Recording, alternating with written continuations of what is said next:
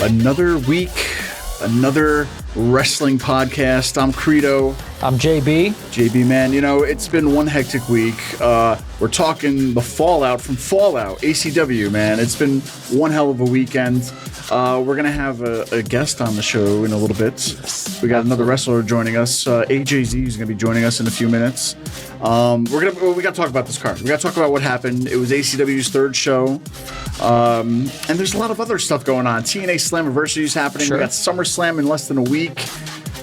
There's a lot of wrestling to talk about, Jonathan. Yeah. So, I mean, how you been, man? It's been a good week. Are you busy? Are you going crazy? What's up? Always busy. And before you ask, I still have not seen Superman, but I did get my tickets for Fantastic Four, which comes out on this week. I'm glad you said that because I was so busy. I thought Fantastic Four came out the week of the show, and I was like, all right, I missed it. And then, you know, I started Googling, like, oh, who won the ratings? Did they beat Superman? I'm like, wow, I don't see anything. It must be bad. I had no idea that's coming out next week, and I guess, you know, well, I still haven't seen Jurassic Park, so yeah, that's all right. It's the summer blockbusters, summer wrestling, man. But let's get into it because we have waiting in the wings. We have the Hunter AJZ, who's going to be joining us right now. Did you see AJZ versus Sidney Akeem this week? Yeah, and to be honest, this was my first time seeing AJZ live, and I just want to say that obviously somebody who is one to look out for. That match was, you know, I think you, when we talked last, was saying that this was probably one of the ones that could steal the show, and it did not disappoint for sure. And I see bright things for both of these people in the future. Awesome. Sure. Well, AJZ, man, thanks for joining us. How's it going? Hey guys, how's it going? Thanks for having me. I'm doing pretty good here. Awesome, man. So yeah, we're talking about Fallout a little bit. It just happened on Friday. It's going to be on Triller soon, so stay tuned. I think this Saturday it's going to be on Triller TV, guys. If you don't have it, check it out. AJZ, man, tell us a little bit about. Was this is your first time in Poughkeepsie, or was it your first time wrestling at the MJN Center? First time wrestling at the MJN. I was at ACW for their show in May, and I was actually at the MJN maybe a few years ago, supporting some of my friends and just hanging out. But my first time actually wrestling there was this past week, and like I said, it was a first, but it definitely didn't disappoint. So I was happy to be there, and I think the crowd showed up. The crowd was pretty strong, and the crowd was into the entire show, top to bottom. I think everyone did. Yeah. I like to call Poughkeepsie the wrestling capital of the world. I don't know, maybe we can get that on a T-shirt soon. Yeah. But it's definitely a place of historic moments. But now, AJZ, like I said, I watched that match. It was really athletic. You know, you've been wrestling for quite a while. You're an athletic person, athletic trainer as well. Did this match exceed your expectations on how like physical and athletic you were going to have to get in this match? I went into the match with a very straightforward mentality. I mean, I'm working with a guy who's been in Cirque du Soleil, who's been in circus, who's been to the WWE. So obviously I'm working with a guy who's athletic. So I knew I was going to have to bring it. And that's exactly what I did. Obviously it wasn't enough. Obviously I didn't come out on top, but I did feel like I was going to enter the match with a lot to tackle. And, you know, it definitely was a lot to tackle. And I guess it wasn't enough last time, but, you know, I definitely came out with a couple learning lessons and maybe a couple new tools to use in the future. So. No, for sure. Now, AJZ, I know you probably can't tell. I'm sucking in my gut a little bit here because, man, you're ripped, dude. You're a killer. He's the Hunter. But man, tell us about maybe a workout week for you because I mean, I would not want to get in the ring with you, be across from the ring because I'm gonna get killed. You already won. So, but tell me a little bit about it because I know there's a lot of kids out there who are wrestling right now, who are on the independents, who want to be in a spot maybe you are and try to get up to that athletic prowess, I guess you could say. Sure. You know, what is it like to just train for wrestling? And like for you, give us a typical thing because man, you're ready for the mountain. You're ready for the top of the mountain. I appreciate that. Yeah, I've been working out since I was 10 years old. I'm 26 now, so I've been at it for a really long time. And really what it comes down to is just consistency and doing the darn thing all the time and eating right and making sure you get in some rest. As a wrestler, sometimes the resting can fall a little short at times, but it's really just about eating right, staying right in the gym, and just doing the darn thing consistently years on out. But really my workout regimen is usually about 6 days a week. Sometimes I'll run a week or two without an off day and then stack a couple off days on top of each other from on the road. Cause wrestling can be a little bit tedious at times when it comes to travel or your schedule. So really it's just about fitting in your workouts and making sure they happen no matter what. It just has to happen. So it really just comes down to squeezing it in at certain times or making up days at different times and stuff like that. But being consistent, that's the key for sure. Sure. Now, we have, it's not breaking news, but a very unique experience that ACW is providing for the Hudson Valley. On August 9th, there's going to be an amazing new situation at Barton Orchards. It's going to be another show that ACW is putting on that you're going to be a part of. So you are going to be going against, you as the Hunter, going against a barbarian, if you will. So how are you preparing for this match, and are you excited about this next trip around this ACW at Barton Orchards? Definitely. I have a lot to prove. Obviously, my record at ACW right now is 0-1, so that definitely needs to change, and I need to get to at least 500. So really, I'm just approaching this match with learning from my last one. I'm not going to lose the speed or the athleticism. That's still going to come into play, but it's going to be a little bit more of a power game, a little bit more of a power struggle. So I'm coming in, lifting heavy weights, doing the darn thing like I normally do, but using some of the lessons that I can learn from last time and going to push them forward. But what those lessons are, I can't spill those out because, that would defeat the purpose, right? I can't tell you guys. No, that's great. I had a little bit of some behind the scenes at Barton Orchards. Yes. It's going to be August 9th in Poquag, New York. That's a tough one because a lot of people aren't familiar with that name around here. Poquag. Okay. Poquag, New York. So at Barton Orchards. So, if you've never been there, I've never been there at first, and I went there a few weeks ago. The place there, and I might not be doing it justice, but it's called the Soundgarden Arena at Barton Orchards. Think of a barn. It's a barn. But inside that barn, there's like a full-blown stage, so they can have concerts there or whatnot. They got a big video wall on the behind the stage. When you walk in there, there's a rig for lighting. It's got a bar. It's got a place for food. But then at the end of it, if you take it like a meat slicer and you slice the barn open, it's an open to the field of the orchards. Sure. And so there's like outdoor seating that you can watch the show. It's a really unique experience, and I feel like people are gonna. This could be the new home for ACW, maybe down the line, as far as like a home away from home, if you will. But you are going to be taking on, you said, the barbarian Lucifer. Yes. So, it's definitely, you guys are, it's a man's man versus the man, right? A barbarian. I mean, it's going to be one hell of a time. But AJZ, man, if you had to tell anybody coming into maybe never seeing ACW before, who have a chance to watch it this weekend on Triller TV, maybe can you tell us, outside of your match, maybe as a pro wrestling perspective from yourself as a wrestler, what was it like being at the MJN Center? Because it's definitely another unique location to where I like to say it's our own mini MSG of the Hudson Valley, if you will. So it's a big place, but it's a smaller place than like a Madison Square Garden. But as AJZ, without me yapping on a lot, can you tell us a little bit about maybe just your point of view of just wrestling in these locations and maybe more specifically the MJN Center? MJN Center writes itself, right? There's history there. There's a lot of things that have happened there. A lot of big names have walked through those halls. A lot of big names have wrestled there. So being there and looking at, even at the entranceway, all the different people that have performed in that building or been to that building, it was actually really cool. So to be a part of that, to be a part of history, to be a part of the MJN, that's really cool. And then just how ACW runs their show. It's really top notch, top to bottom. All the wrestlers, the production, the lighting, all of it all comes together and it's really strong.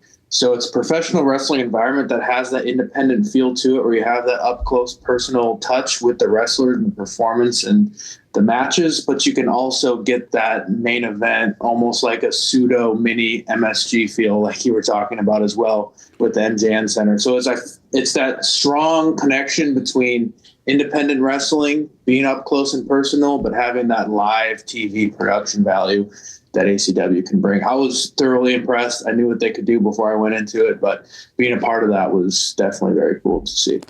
And, I had a unique experience as well because, Steve does some backstage stuff behind the scenes. You were actually in the ring. I was live in the crowd, and I was feeling that energy.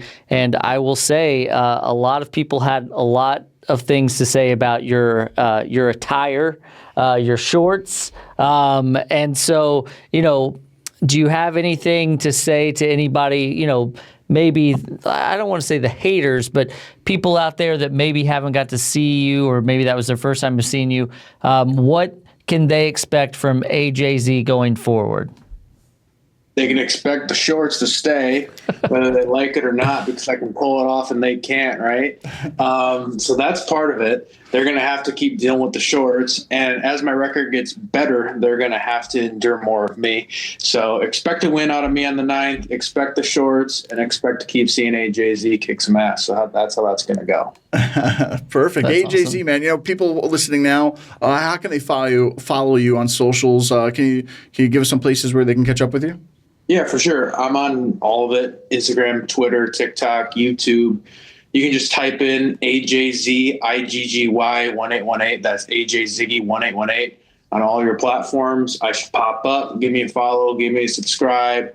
Give me a like. Stay tuned. I post some really good content. I may be a little bit biased, but you can follow like the behind the scenes content. It's not just the match. It's not just the photos of me looking great in my jean shorts. It's also behind the scenes, like the travel, the stuff that goes into being a wrestler. So if you want to see all that, check it out. And there's also some fitness stuff as well to kind of bring everything full circle.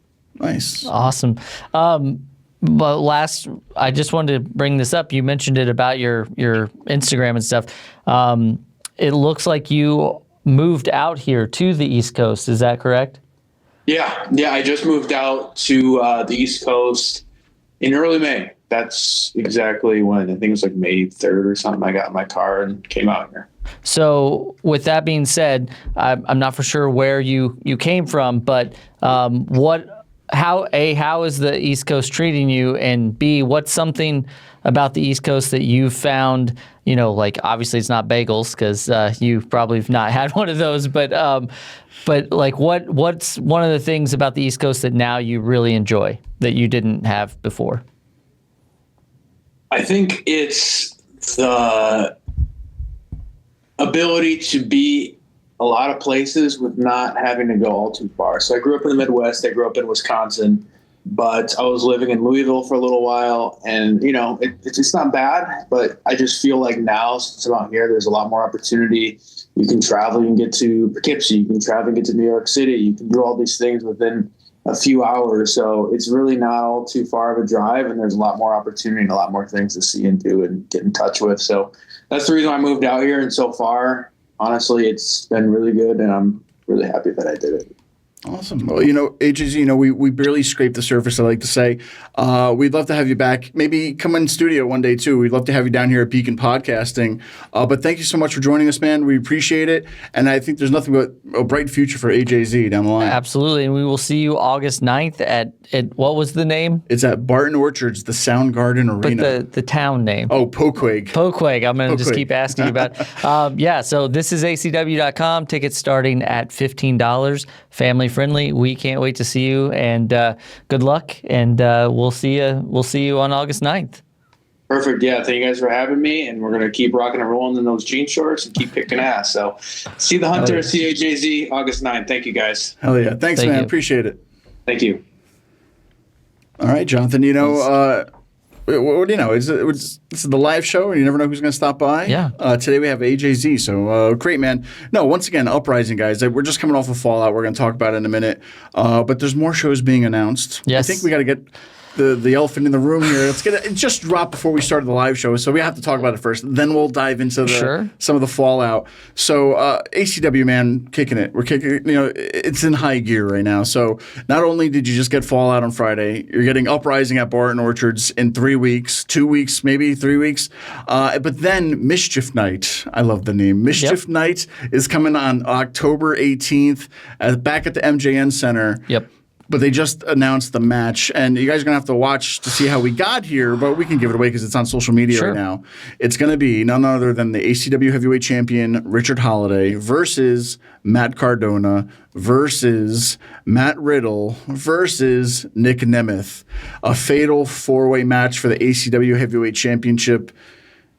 This is probably the biggest independent match of the year happening in our backyard. Why would you not want to be there? Why would you not get tickets to go on sale? Yeah, tickets are on sale August 11th. I hear. Yes. But I love talking about stuff that's happening in our backyard. That's what's great about doing this. I don't know if it's still a thing because when I was a kid it was, but you could go to the box office, right? You could actually sit there, you can go up there, and I would be camping out, and I might still go and camp out just so I can be first to get tickets for that, because that match, I mean, I talked about this with Richard Holiday, any sort of stadium that you put that in, that match is going to main event, it's going to headline, and I know we've only had 3 ACW shows, but, you know, it just keeps getting better and better and better. And to see these 4, like you mentioned,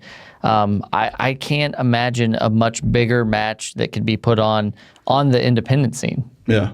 No, and it's, there's a lot of history in this match too. So if you're just coming to here and just finding out that this match is happening, let's go back. Let's go back to January. January, the main event at the Poughkeepsie Rumble was Matt Riddle versus Nick Nemeth for the TNA World Heavyweight Championship. Sure. The second show at Aftershock was the newly crowned ACW champion, Richard Holiday, who won it at the first show, going against Matt Cardona. The third show, we have Matt Riddle, who was on the first show, going against Richard Holiday in the main event. So now that we have this match, there's kind of like everybody's kind of like met each other in a way, almost to a certain extent. So we have like the whole year of shows built, like ending, if you will, with this big one, right? So what better can you get than this kind of a match, and what better kind of main event? I mean, that I know that this will be technically like the 5th show because of Uprising, right? Yep. But this is in this day and age, this is like storytelling. You're seeing this. There's a reason. There's a method to the madness, right? Yeah. And to see these people, all box office names, they could wrestle. They have their chance to go pretty much wherever they want. They're choosing ACW. That's what's important, that, don't bury the lead here. That's what's important. I see that all these people are very active in professional wrestling.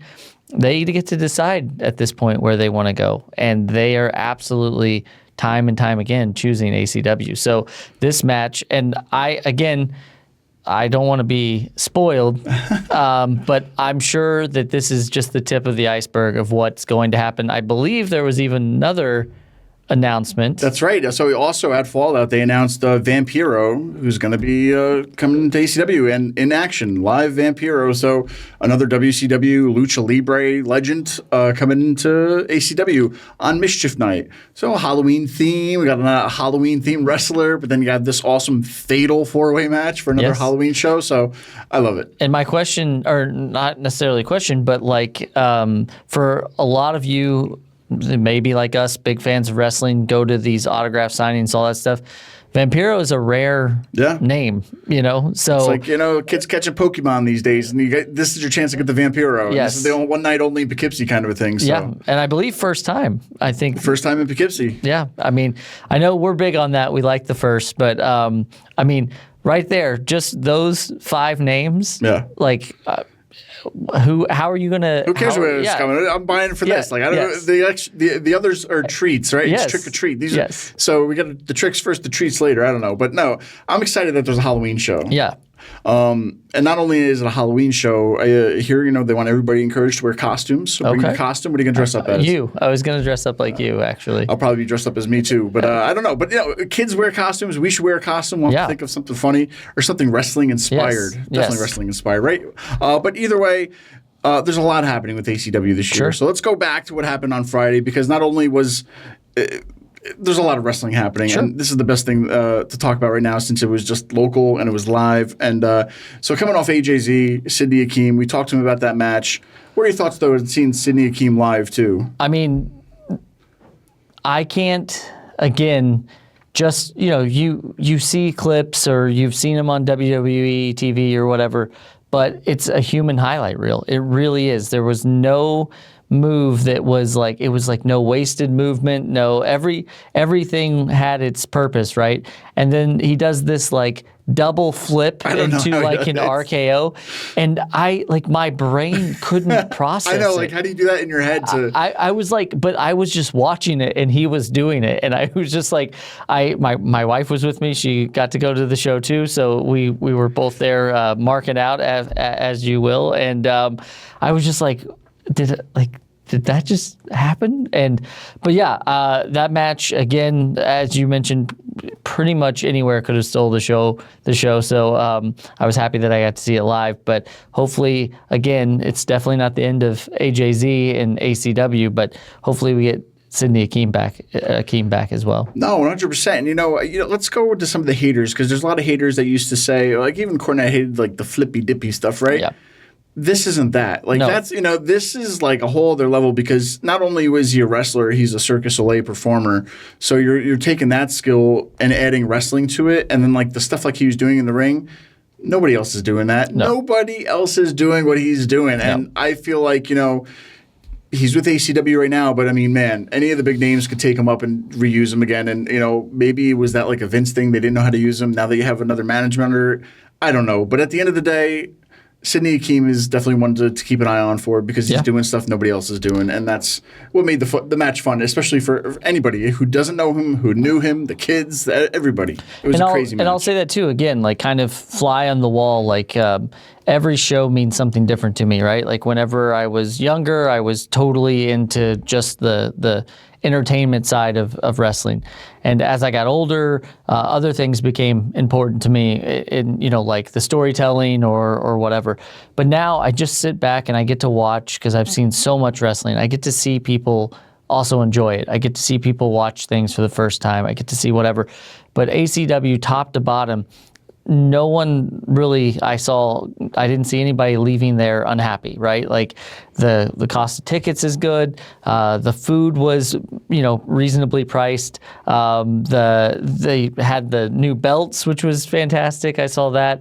I believe they sold out of the national one. Everything is very family friendly. But what I was getting at is at the meet and greet, these people were all so incredibly accommodating, and I got to speak to some of them, and I just it was really good, and that's what's important to me these days too, is that kind of connection with these people that you see. We've been to so many shows before too, and I'm not going to say who or what or where or what. Whatever, but it's like you go to some of these things and it's a quick buck. Yeah. They want to make you paid $120 to meet this person. It's like you get up there, they sign it, and you leave. But it's like you can't even. They rush people in and rush people out just to make their money. And I get it; it's a business. They got to make money.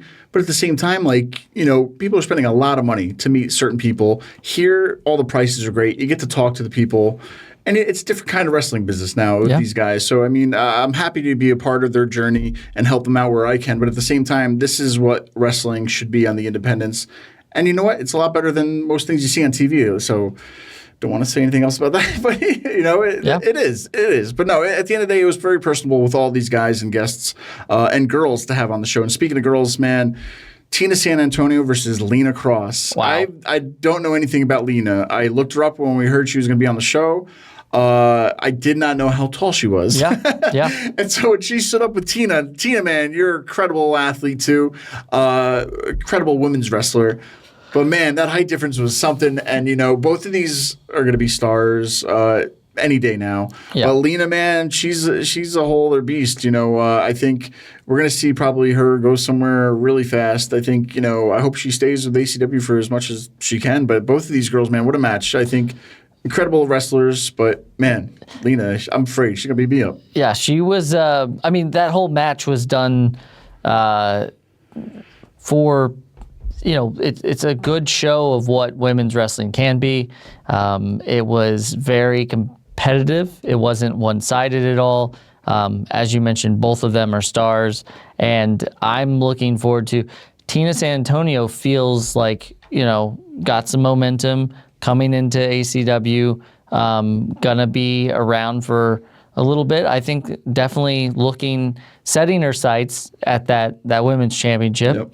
And, if Lena Cross ever gets into that kind of title chase, who's gonna stop her? I mean, she was really impressive, and again, 6 foot tall, but doesn't move like that. That match was like two people that, they really showed out on that night, and I think that sometimes you see matches where you've got like a powerhouse and you've got like someone who's a high flyer, which could have been what this match was, but man, they left it all out in the ring, and it was a really good match as well. No, for sure. I mean, both are incredible athletes, and both I think are going to be rising in the ACW women division a lot sooner than later, and they might be next in. One of them might be next in line for a championship. So. Regardless, so another great match. Parker Boudreaux versus Danny Doring. Yes. Poughkeepsie hates Danny Doring. He was on our show last week. I love Danny Doring. I had a moment with him at the Poughkeepsie Galleria years ago when I was in high school. So I have like a connection seeing him in ECW years ago, and now seeing him at ACW. I think he's gold on the mic. Everybody loves to hate him, kind of a thing. But at the same time, man, I felt sorry for him because Parker, man, he's an athlete. He's a football player. He was on Notre Dame, I believe, right, for a little bit, and then transitioned into wrestling. So he's a beast, man. He is, the BFD, the big deal, the new monster. Yeah. What did you think about this? Because he's another guy that I don't want to piss off. I want to be as nice as possible as I can to him, so he doesn't, but. Another beast. Unfortunately for Danny, it did not go the way that he was probably thinking. And unfortunately for a lot of security, it did not go the way that they were probably thinking. Parker cleaned house, and there's a choke slam that he did on multiple people, and I'm sure they're probably still feeling it today, which as we're recording is what day is this? Is this Tuesday? This is Tuesday. Yeah, so I think they're still in the hospital. Yeah, they're still feeling it. And again, I hate to say this, but Parker was nicer, so much nicer than he had to be. Just a stand-up guy, big fan of the show, and just a big guy. And he's been really talked to us about it, but he's been in Japan, he's been in Mexico. He's really honing his craft. Yeah. And I think that he's probably come light years from when we saw him at first, when we saw him in NXT. So just a huge upside for this guy. And again, Danny, poor guy. This guy has been through the ringer in ACW. And I mean, I think that his time, he's if he doesn't get his moment, he's going to take it himself, because I think he's tired of being a little bit embarrassed. I'm going to just be honest. I think the next time we see Danny, he may be out for blood. No, for sure, man. Once again, for Parker, incredible athlete, a big deal. I think he's going to be a big deal. And once again, we saw him in NXT, saw him in AEW. He's in Japan now too, coming here to the States for ACW. It's somebody who's went to the shows. They gave him something that probably didn't work out for him in the end, but he's finding himself, I think, right now. Sure. In a good way, to where, he's getting away from what they kind of gave him as far as like gimmicks or whatnot, and for him to kind of be himself for once and to see what we could do with that, or see what he can do with that, I think is nothing. Sky's the limit for him. So definitely awesome to see him. I hope we see more of him. Poor Danny. Hopefully, once again, he'll probably get some down the line. Now, I wanted to ask you, going back to Barton Orchards, we're going to see Real One there at Barton Orchards, but we saw him take on Zach Clayton, formerly of the Jersey Shore. What were your thoughts about that match? And with obviously Real One walking away with the victory. What were your thoughts on that match? Sure. So right off the bat, we had a surprise enforcer too. Tommy Yes. Dreamer came to the ring to be an enforcer, kind of getting in the side of Zach Clayton. They've been going back and forth since the last show, where kind of he interrupted his Tommy Dreamer's MJN Hall of Fame induction. Yeah. So why not? I see Dreamer kind of giving him a receipt on that to kind of ruin his title match by being an enforcer for the ring, because being from the Jersey Shore, who knows who's waiting in the wings? We could have Paulie D. We could have JWoww, Sure. coming out of the wings to help him win this championship. But, I guess having an enforcer there makes sense to kind of give Enzo, give the Real One a fair match, a fair title match without having to, lose it in the controversy. So having him as an enforcer was great. Real One, man, fans love him. He successfully defended the national championship, which is great. But Zach Clayton, too, man, I think he's a rising star. I think what we saw out of him from the last show, from Aftershock, even the first show, he's still part of the FBI, if you will, but he kind of was on his own on this show. But, man, I think if we see a lot more of him, and he's a superstar. I think, he's going to go far.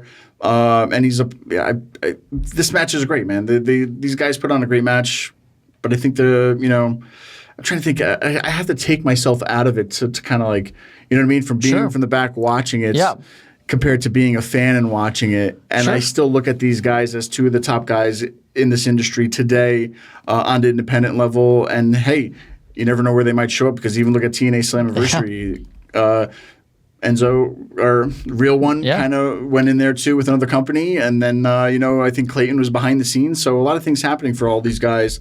But at the end of the day, I think it was really good, both of them. Yeah, and I think, again, I mentioned before, it's pretty much on par, but Poughkeepsie has such a soft spot for the Now and for Tommy Dreamer. And anytime that those people come out, the roof blows off the place. But I think Enzo is getting, or Real One is getting close to that as well. You start to hear that's Amore, and people really lose it. So it was a great match, fun match. One of those things where it's, again, Real One kind of has a unique style where it's not just when you think it's one thing, he can do something else. I think it was probably one of the first or second times I saw Zach Clayton, and great look, great moveset. I do think that we haven't seen the last of him either, and I am hoping that that maybe this taught him a little bit of a lesson to not mess with Tommy Dreamer, because that was, as you mentioned, that's what we call a receipt in the business. So hopefully he's walking a little bit of a better line this time for the next match. No, for sure. A lot of things happen on this, and it was like nonstop action. That's what I love about going to a lot of these shows. Especially as a fan, my kids are there. Keeping the momentum going, right? One thing after the next, and that's what's great about this is that I feel like you're immersed into a wrestling TV show. You're immersed into this wrestling experience that you can go to any house show, any show that's played at a high school, a PAL building, a food court, whatever. These shows, I feel like, is totally different from us going as kids, going even 10 years ago to local wrestling shows. It's a different experience, I think, for everybody. And I feel like you get there and you're a part of a show. You know what I mean? You're a part of TV, and that's what makes everything memorable. And it makes, I think, all the wrestlers stand out even more because they're surrounded in this environment. You know what I mean? So, and I can't say it enough. If you're watching it on Triller, which is coming out this week, if you're watching it, you're gonna see production value that goes well beyond what you're used to as a independent, so to speak. Nothing against upstarts and places like that, but this feels like you're in a very professional environment, and I think that shines through, and so much so that there was a bit of a celebrity there.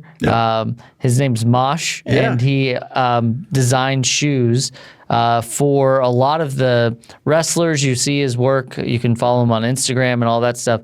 Not only for wrestlers, but baseball players, basketball players, football players, sneakers, big deal, right? So he was actually there and presented the Now and Real one with some shoes. So that was another cool moment because, again, you never know what's going to happen, but this was something, and this person's a big deal in that world. So I thought that was pretty cool that happened too. No, that's awesome, and I love those pumps that Mosh made for Hale Collins, man. I would love a pump, but I'm like, you know what I'm thinking?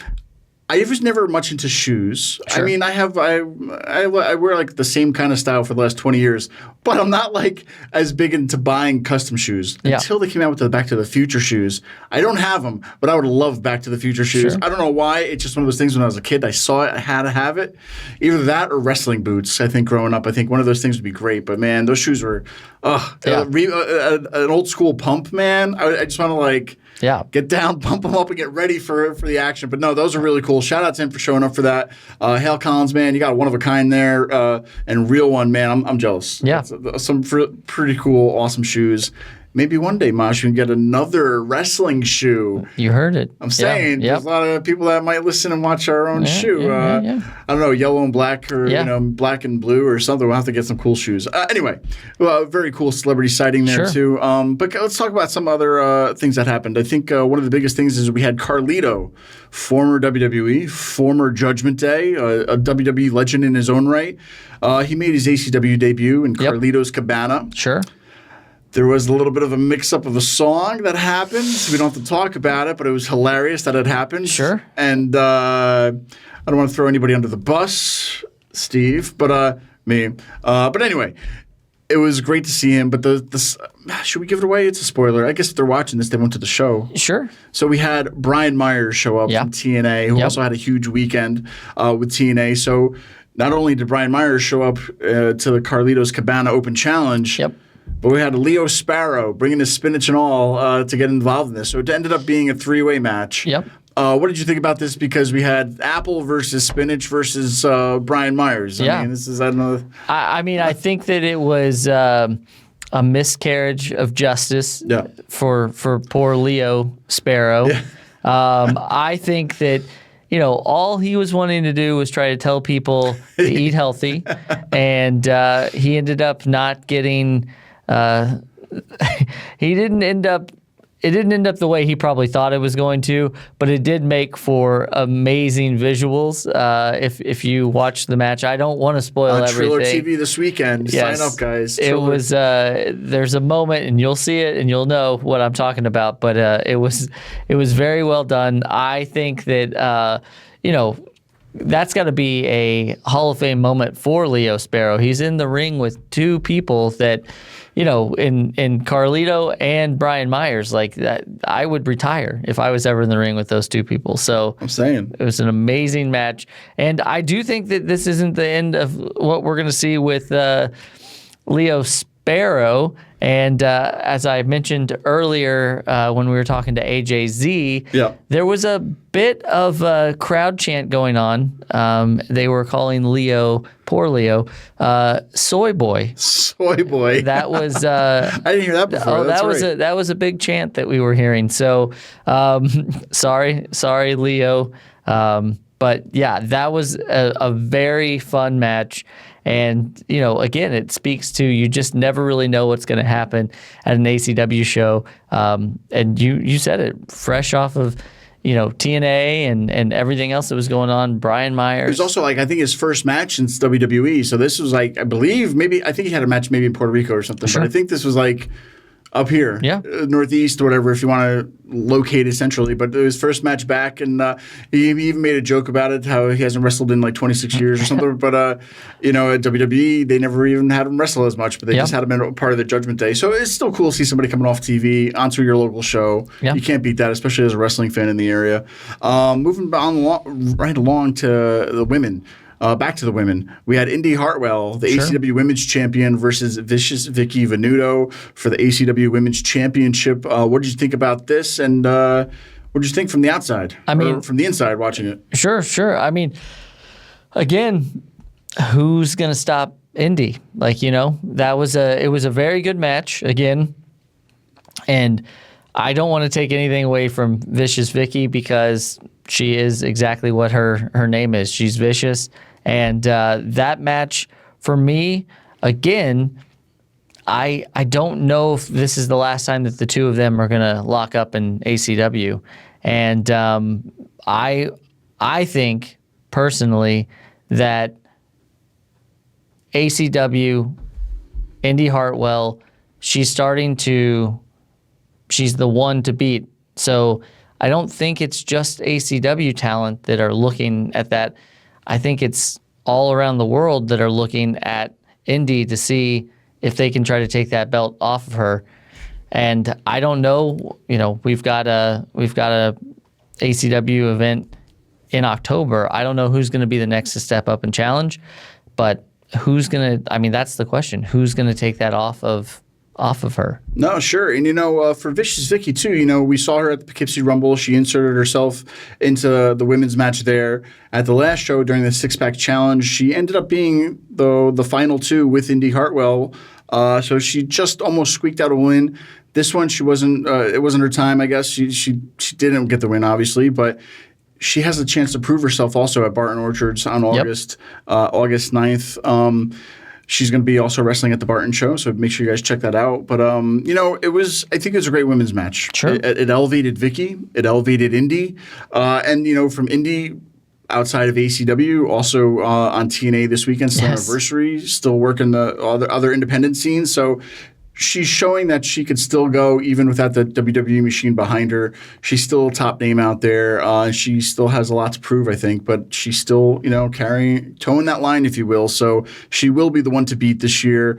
We'll see what Vicious Vicky can do and see if she can reclaim herself up there in the top of the women's category. But like others like Tina San Antonio or Lena Cross, not too far behind. No, it's going to be they got a great division going. A lot of great women, a lot of great women's wrestling, and I think that's just what people want to see up here. So another great match. There was another thing. Go ahead, yeah. No, I was just going to ask you too. So you're doing some of the behind the scenes stuff. You're getting things ready. There's a lot of really, as I mentioned, great crowd involvement, and somebody at the meet and greet that had a lot of people there who ended up having another great match as well was Santana. Mm-hmm. And, been in TNA, been in NXT recently, and ACW. What a weekend that this guy had. Yeah. But were you able to see that, backstage, or what? How does that translate to you? Like, you're behind kind of the scenes. Does it feel differently back there? Like when you hit play on that video or the music or whatever, what is that like? Kind of. I mean, if you don't mind, if you could walk me through that a little bit. So basically, to peel the curtain back a little bit, it's like living in the Matrix for 3 hours of my life. It's not easy. I don't want to say like it's easy because it's not. I'm watching 8 monitors at the same time, and in those 8 boxes, I have to pick out the next shot to go to. So for 3 hours, I'm just punching buttons like I'm in the Matrix, and I'm looking at the shots, and it's nonstop for me. So everything happening behind me, I have no idea. They could be watching me. They could be checking me out, watching the video, but they're just watching it as is. We have a big monitor next to us, and for me, in my head, I'm having to change it, cut on the actions. I'm following the match as best I can and see what happens. And we got great guys on the ground. One of my good friends, Greg Capra, is one of the cameramen. Another guy, Shane, we have as the ringside camera guys. A lot of other people behind the scenes, but just. I don't think people understand how crazy it is. And I'm a nice guy to where I could talk it up it's easy. You're just doing it's really hectic. That's all I could say is that it's hectic. And to me, I don't really get to see what's going on right behind me. All I'm seeing is what's in front of me as far as the video. So for I don't know what's happening. I'm just following the action. That's what I'm doing as a director, right? I don't know who's winning. I don't know what's going on. I'm following the action, right? So I'm seeing what's going on with the cameramen and seeing what we have as far as the best shot, what we could do and take it to give the viewers an awesome experience, right? So I'm a video guy. I'm a podcast guy. I'm a graphics guy. I'm a one-man band. I like creating things, right? Like this is my ring. Like I don't wrestle, all right? So this is my ring, right? So when you get in my ring for visuals, I'm going to try to beat you every time, and I'll do my best as fast as I can. It's a hectic lifestyle, Jonathan. Thanks for bringing it up. No, it's not. No, but it's a lot of fun. Don't get me wrong. It's a lot of fun, but at the same time, it's hectic because like it's on me. Mistakes happen. It's live. Things will happen, and I feel like people don't understand that what you guys see out there and sitting there, you know, you're watching a production being done with like a skeleton crew, if you will. And what I mean by that is that we're doing the work of what you see on TV of like 100 or 200 people doing. Meanwhile, we have like 10 guys doing the same thing you're seeing on TV. So unfortunately, little mistakes happen. You just got to push through it. It's live. Like things happen. We'll just keep going, right? Just keep forging ahead. And you know, when you have such a small crew, such a talented crew, it's easy. But at the same time, it's still hard. It's fun. It's nerve-wracking. It's exciting. It's a lot of emotions all at once. But I love doing it, man. This is what I like doing. And I'm an artist. I feel like this is like a little side Larry King special we're doing with me because as you can see, I'm deeply. It's a good topic to bring up. I guess we can just but we'll still talk about the other matches, so don't go away. But no, man, I love creating stuff. Like for me, I feel like digital creators don't get the love that they should get. Like, oh, I made a video. Oh, this is that's nothing. Anybody could do that. Nah, not really. You know what I mean? Like there's a lot of we're telling stories on top of creating visuals, on top of like filming cool stuff. And trying to give, something different that nobody's ever done before. And so you got to keep creating and you got to be different. You got to keep changing things all the time. And to be creative really fast in a short amount of time, in a few days, in a few hours, to get something out there so visually people can see it, it's a lot. It's crazy, man. Sure. It takes a toll on you. It is really crazy. It's fun and I like doing it. But it's a crazy experience to do it as an artist, a visual artist. And if you feel like that you're not good at that, right, and you want to figure out a way to maybe start a podcast or something, but you don't know how to start that process, is there something that you could say or a place maybe that you would say that you should go to maybe learn about podcasting and doing your own podcast? It's funny you say that because just coincidentally, us being here at Beacon Podcasting, beaconpodcasting.com for all your info. But that's the thing, man. It is like it takes a lot to do these kind of shows. Yeah. And for like Sal at Beacon Podcasting, like we're not doing this by ourselves. We got Anil back there. We got Sal back there. It's a lot to do. And being in the production world, it's like you're putting on a show every night, right? It's like the circus, right? You got to put on the show every night. Everybody comes to see it, and there's so many moving parts, you don't know where they're moving. But for us, we don't have to worry about lighting. We don't have to worry about mics. We don't have to worry about anything except for just talking to each other for God knows how long. Yes. But that's what's great about places like this, especially this one. So, guys, you don't have to. We're just doing another wrestling podcast, but you could do other podcasts. I wish I were Prosciutto, one of my favorite shows here at Beacon Podcasting.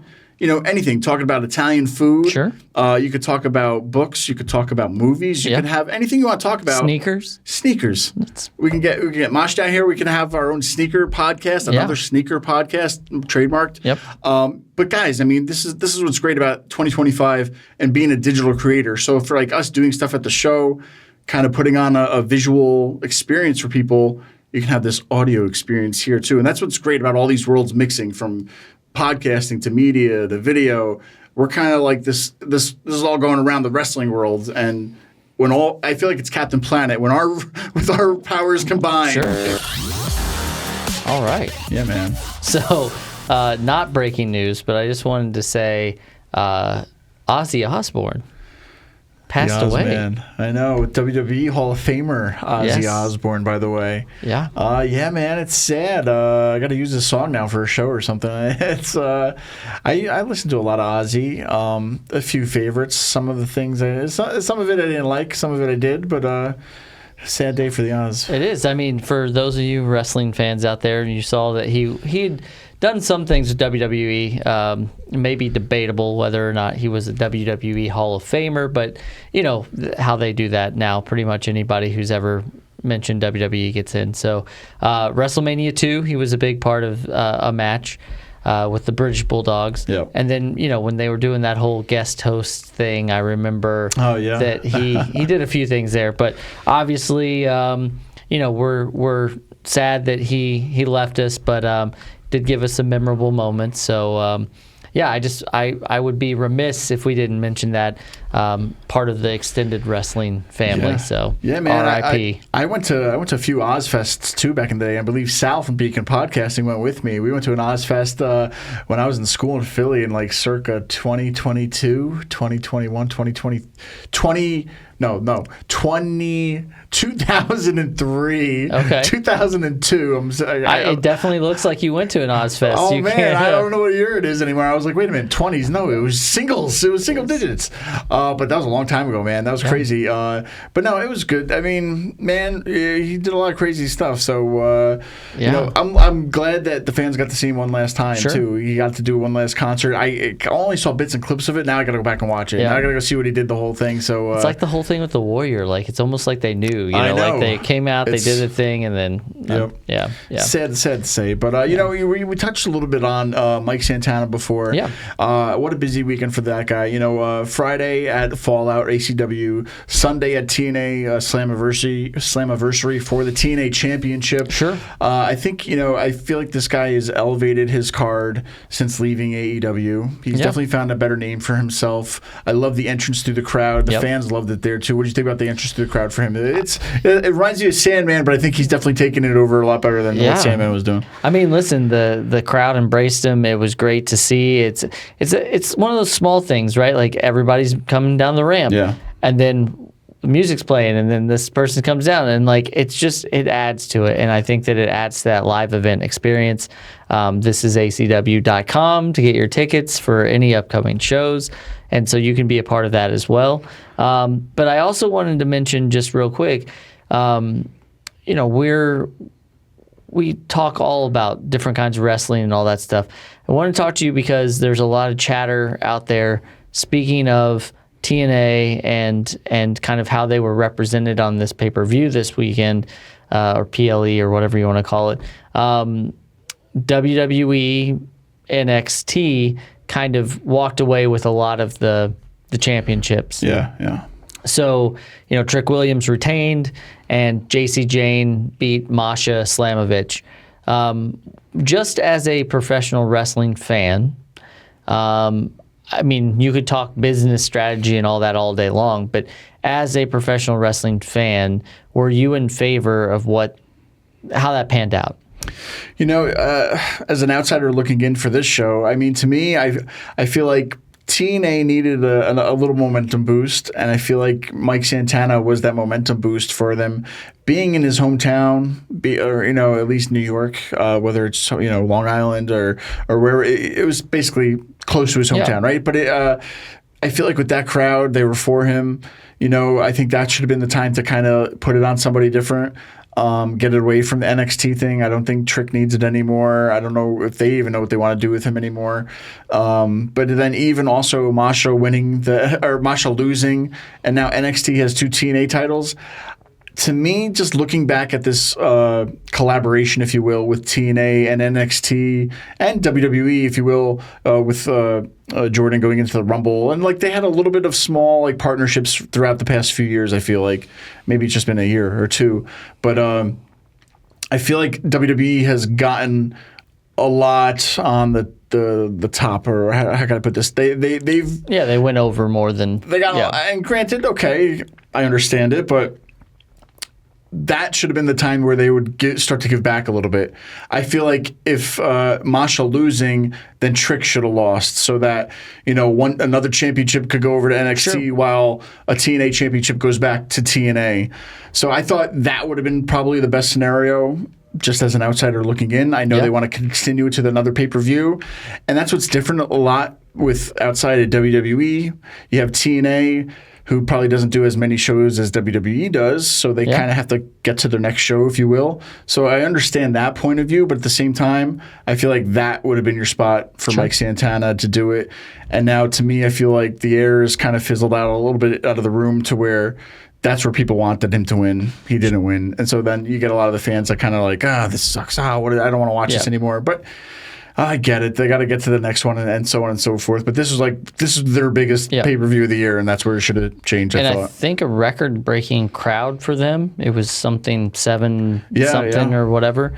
But I think that the really cool thing is, as usual, we talk about it, but we've been wrestling fans for a long time, so we've been wrestling fans when it's like not popular to be a wrestling fan. We've been, whatever. So wrestling's back, and I think now's the time. And I think that no matter what you're supporting, whether it's TNA, NXT, ACW, ROH, AEW, LMNOP, whatever you want to say, I think that I saw it firsthand again at the ACW show, and that's what I really like. On a certain level, the bigger companies aren't like Cody Rhodes maybe doesn't see that, oh, someone in Poughkeepsie bought my T-shirt.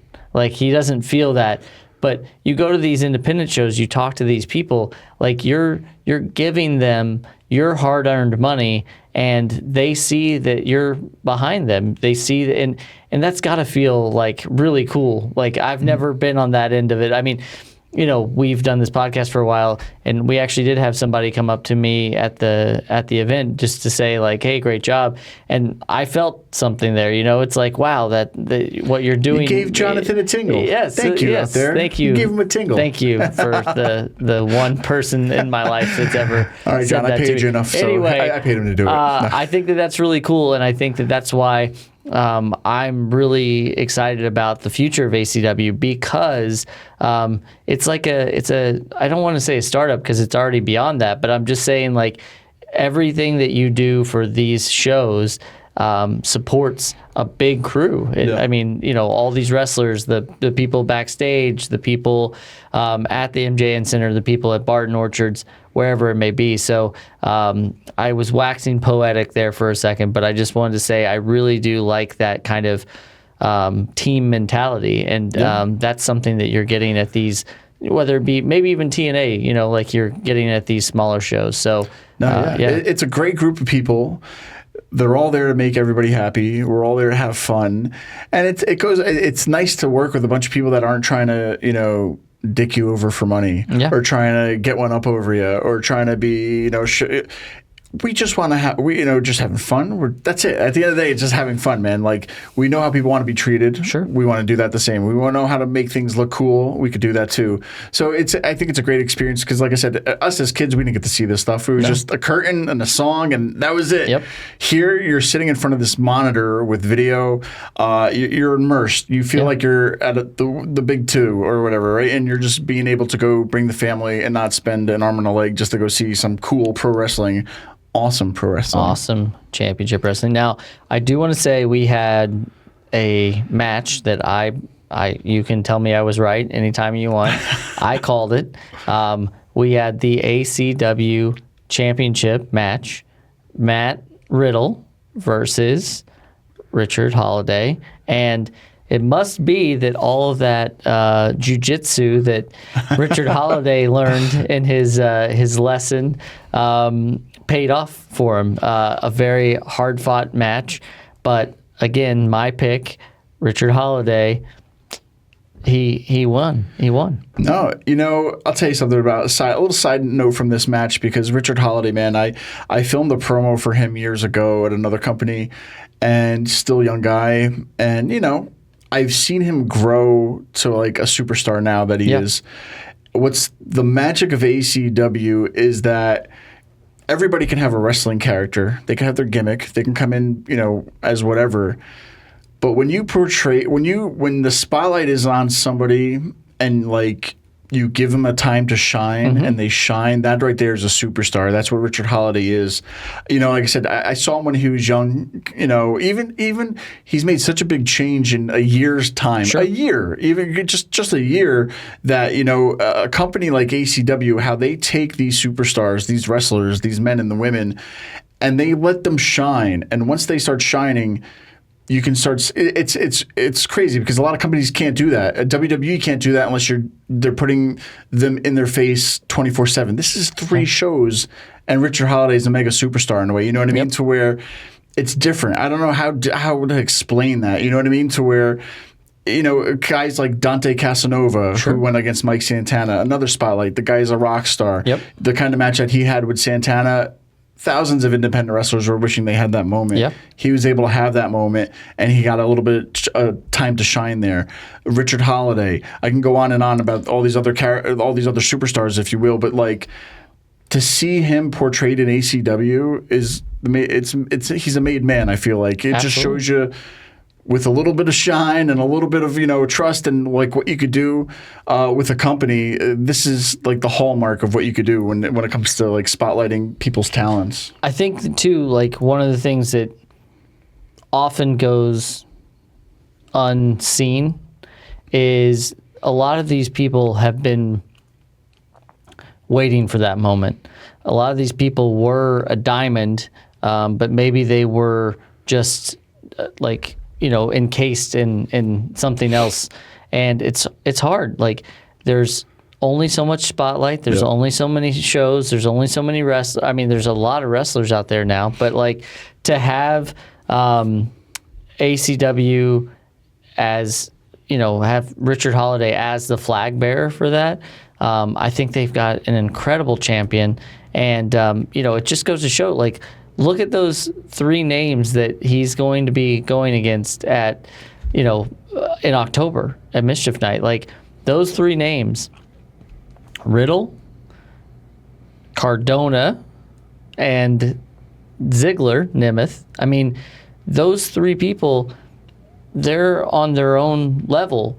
Holiday's now on that level too. Yep. Like it's not odd to say his name with those 3 people. 100%. Yeah. And that's what an ACW can give, and that's why independent wrestling is so important. Yeah. So I'm super excited.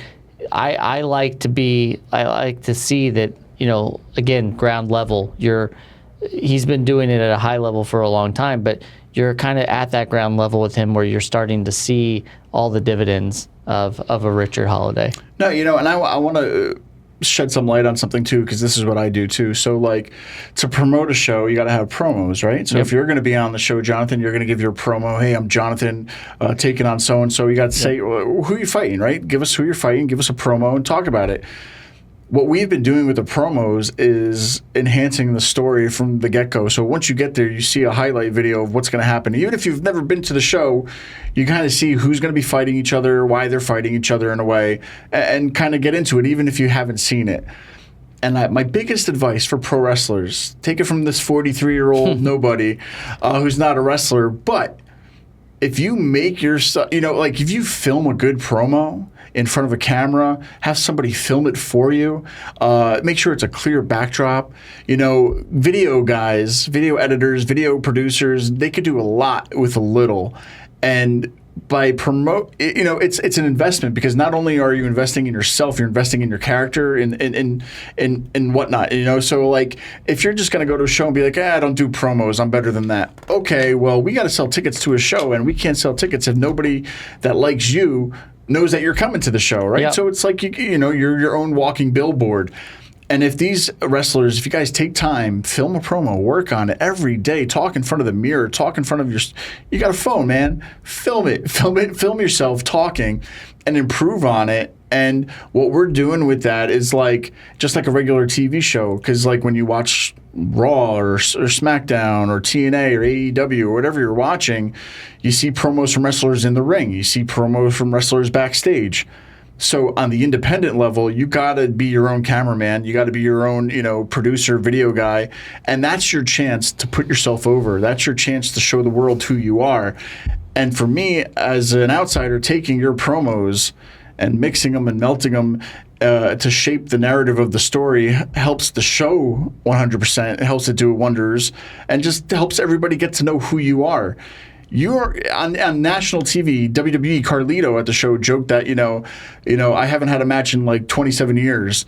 WWE had him on every week and never gave him a match. They just put him in a backstage promo, and it's 50-50, 50% talk and 50% walk, right? So I feel like on the independent level, what ACW is doing different is they're giving you a chance to shine on your own. You know what I'm saying? So go film that promo, make it really good, send us a good video, and we'll make it even better to showcase yourself in the world to where I have no say on what these guys and girls are doing. I'm just making you guys look cooler than ever, right? So I know how to make video look cool. But if you send me a cool video or a decent promo, I'll make it even better, enhancing you, giving you more time to shine. Because like what I was saying for the Carlito thing, is sometimes you're only given a small amount of time on air, on TV to get yourself over every time. On the independent level, like a Matt Cardona, what he's done for himself, the E-True Hollywood Story, the internet champion, man. Yeah.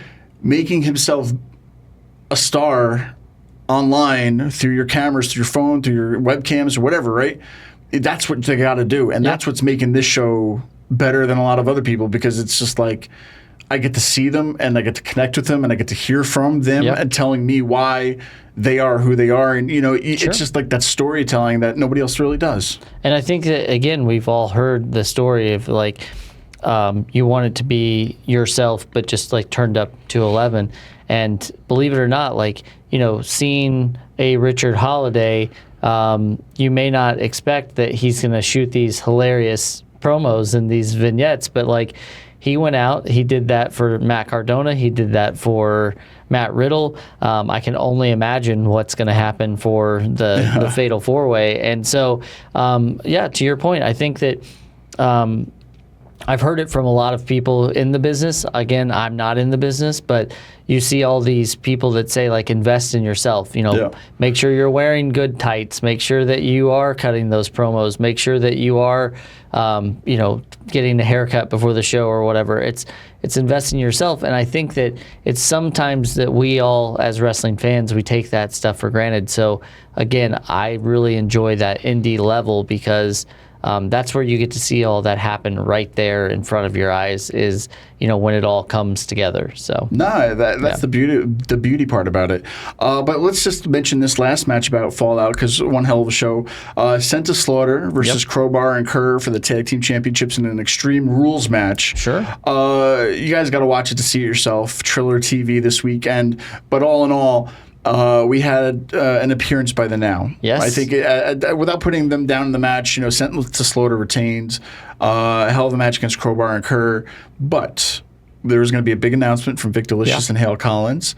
Their announcement not only was what we started with the show, was that October 18th, we're getting Mischief Night, returning to Poughkeepsie, but also that they're going to be challenging Sent to Slaughter in a ladder match. So it's one thing the Now have done their whole career, and that they've pretty much owned the ladder match, if you will. So to see this kind of come to fruition, and you know, it's been hell of a year. It's been hell of a 2025 for both of these teams. Like I said, we talked last week. You know, these teams are beasts, right? They're not your average tag team, right? These guys are some of the biggest guys, some of the craziest, some of the best going at it. So not only are we going to get these two in a match, it's going to be a ladders match now. So, and you know, Mischief Night, what's going to happen? Anything could happen. I think that obviously the Now, a lot of people were going in thinking that this might have been it for them. Was this going to be a retirement match? What was going on? They are basically said they're here. They want those titles, and a very focused Now, not one that's worried about something else, but a focused Now. I don't know how they can be beat on that night if they are truly focused and ready for this. You know, if they can put the loss behind them, if they can not worry about the managers, not worry about the politics and all that stuff, if they can really focus on this match, I think that on Mischief Night that we may get a couple of new tag team champs. No, anything can happen, man, and that's the thing. They're gonna be rested up in October, so anything can happen. You know, a ladders match will be one to cap the night off of craziness during Mischief Night. So I feel like any of you guys hearing about Fallout, you want to see this. We got Barton Orchards coming up in a few weeks. August 9th. August 9th. If you guys never been there, it's in Poquake, New York. The Barton Orchards Farm, 63 Apple Tree Lane, at the Soundgarden Arena at Barton Orchards. I don't know if I said this before, but it's a very unique venue. I know I said it, but you guys got to go see it to check it out. It's going to be something different from Austin Championship Wrestling, and it's going to be really cool. So hopefully you see it out there. But, on top of that, it was Slammiversary. Next week's SummerSlam. I love it. Don't get me wrong. I love it. It's just there's a lot going on right now, man. Yeah. If you want to talk a little bit about what's happening, what's to come, we talked some Slammiversary, but what do you think about SummerSlam gearing up in the next few weeks? I feel like it's just nonstop wrestling. Like there used to be a little bit here and there, but now it feels like somebody let go of the hose and it's just wrestling nonstop, like 24/7. 365. So, it's invading in our area. So there's going to be a lot of stuff going on. Not only is WWE running, but there's going to be like a WrestleCon in Jersey. There's going to be signings all over the place. But some big matches. It's the first ever 2-night SummerSlam. That's right, yeah. Do you think it's going to happen for everything? I mean, well, at least Mania and SummerSlam, that's okay to me. Anything else, I don't think you need it. I hope not. The only thought that could be is like for PLEs where they're doing like Rumble, for example. I always get a little upset about the fact that or Money in the Bank, for example. You have a match that's really great, and then you have the same match, and so it's just like kind of one up. So if you split that up to where the women's rumble was the second night main event and the men's rumble was the first night main event, that would be a different sort of situation. So SummerSlam, I mean, I get it. They're just backing up trucks full of cash and giving it to WWE at this point. Yeah. But there's something about just a one night paper, especially because there are like 4 or 5 matches on the card nowadays. So I don't know that it needs this big fanfare and hoopla, but there are a couple matches that I did want to talk to you about. Sure. Obviously, we have Gunther going against Punk. Punk won his way into this match by becoming king of the ring, and so what are your thoughts? We got a very short title run with Jay. Goldberg couldn't topple Gunther. Is Punk going to be the one to do it? I think 100% yes. It has to be. Coming back, they could have made him champion on night 1. Yep. Didn't do it, which is fine. They don't have to do it. But he's CM Punk, whether you love him or hate him, he's one of the number 1 wrestlers in the world that's still active. So capitalize on that success. They need to. I feel like they need to put the championship on him. I feel like also, are we being hoodwinked? Are we being let a ride because could Seth Rollins cash in? No, right? He has a legit injury to where they're kind of hiding it. But is that now? I'm used to wrestling because is it just part of the storyline, and I don't know what to think anymore. Is he really injured? I'm questioning life. I'm like, what's going on, right? So I feel like a part of me is like, oh, this Seth Rollins injury might be fake, because if CM Punk won it, I could see Seth cashing in right after that, and then you'd get that kind of thing where we could see them maybe go back and forth to see maybe CM Punk versus Rollins at WrestleMania.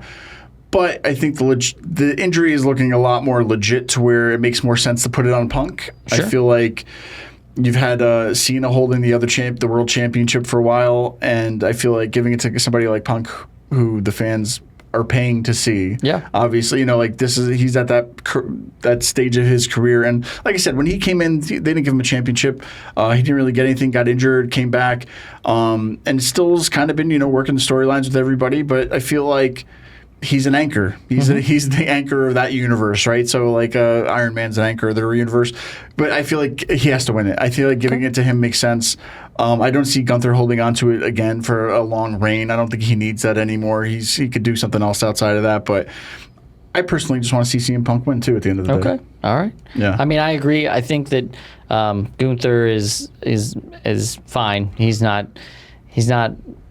I liked the storyline with him and Jay, kind of underdog thing, but Punk can come out, put Gunther over, and then still walk away, and both of them will have been better for it, you know. Yeah. So I would definitely see that. I think the biggest turning point at this SummerSlam, and I'm just probably guessing, this is just my old mark guessing that I would like to see happen or think is going to happen, but we have John Cena. John Cena versus Cody Rhodes. Sure. This is John Cena's last year. So this is like the halfway point maybe, or just over the halfway point of how many matches we got or shows we got left of him. Yep. I think this is the point where we start to get rid of the heel turn. I think we're going back to the baby face. I think we're going to get a reverse kind of Cena. I think this is the point of no return. I think if he doesn't turn face at SummerSlam, it's the night after SummerSlam. If it's not the night after SummerSlam, when is it, right? Yep. It can't be the night before, then you're a good guy for one day. I feel like he needs to come back. The Rock kind of threw him under the bus with this whole Cena heel turn. Kind of worked. It was fun seeing him be the bad guy.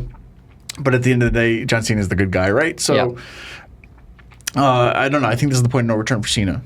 Yeah, I mean, my problem with this is like Cody's character kind of took the back seat during all of this. So there was no like rematch right away. It's just kind of like, okay, well, Cody's done for a while. And now like you're starting to see this kind of edgier side of Cody. So do we see something happen where it's like a double turn where Cena goes face and Cody goes That's a good point. heel. I didn't think about that. Yeah. And again, that they've got a plan, and we're going to see it just like, in real time. But I don't know. I think there's got to be something big to grab the headlines. Travis Scott too. Travis Scott doesn't work, guys. Don't do that again. No. Even The Rock at the end, like the Rock's got to get physical or do something to have that. But no, Cody Rhodes came in as a face, but he was one hell of a heel in Ring of Honor. He was a heel in AEW too for a little bit, right? But I feel like what's good about Cody is that he doesn't need to be the babyface for 20 years like a Cena. I feel like we've seen the best that we can out of Cody being the nice guy. Sure. I think bad guys are cool again, right? So even turning him heel, he's going to be cool. Like people are still going to love him in a way, right? Because he could offer so much more just being that bad guy, if you will. A double turn, I feel like I can't name a lot of double turns in my lifetime. The only one I could think of is Austin and Bret Hart at WrestleMania 13. Yep. I know there was probably others here and there, but when I think about it, you ask me, you remember that double turn in wrestling? That's what I go to. Yeah. If we see something to that effect, I think that'll be an awesome spot for Cena to reclaim himself and see Cody on a new level. And I think it's good for business. I think it's best for business for both of them, if you will. Yeah. And I mean, I think right now, for what little we're seeing of these, there's a lot of character development happening with all these, with all the WWE wrestlers, and that takes me to the next match that I want to talk about. Was we've got Rhea Ripley versus Io Sky versus Naomi, and typically whenever you see a triple threat, what I've heard before is the Office doesn't have confidence in one, two of them. I don't think that's the case with this match. You've got Rhea, well-established, Io, who is a fan favorite, and every time that you think that you can count her out, she wins championship or whatever. And Naomi, who's unarguably her greatest run that she's had. 100%. I think that this is going to be. It has the potential to again be just such a great match. So I am really looking forward to kind of this match, and with the recent cash in, I look for Naomi to continue to go and to retain. But what are your thoughts on that? You could put a championship on Rhea Ripley and she could wear it for the next 5 years and never take it off her, and the world would be fine. Yep. But at the same time, I feel like most recently she hasn't had the championship, which is fine. She's putting over a lot of people. She's, elevated a lot of other wrestlers around her. But I think she's at the caliber to where she needs the championship again. She's one of the biggest stars. So it's like to circle our wagons around that one to pull the herd. For the women at least. Just speaking of the women alone, like I would capitalize on her winning it at SummerSlam again. I think she deserves it in her career. She's, like I said, over the past few months from Mania. Since Mania, I can't remember exactly how far back, but all the matches she's had this year, she's put a lot of women over. And I think, they're just testing the waters to see, like, okay, keeping it off or how the fans dealing with it, to having a championship. But I feel like her winning at SummerSlam is needed. I really like to see Rhea win it at SummerSlam, and she definitely deserves it. And all the women, they've had a great year. They've had the great run with it. I think like Naomi retaining, it makes her stronger. Io has retained it for a few months too, made her stronger over the past few months from Mania on and whatnot. So it's like it's in a weird position to where I can see each and every one of them winning, but at the same time, I feel like Rhea, I would put it back on and just let her ride again with that, if you will. And I think SummerSlam would be the best spot for it. Yeah.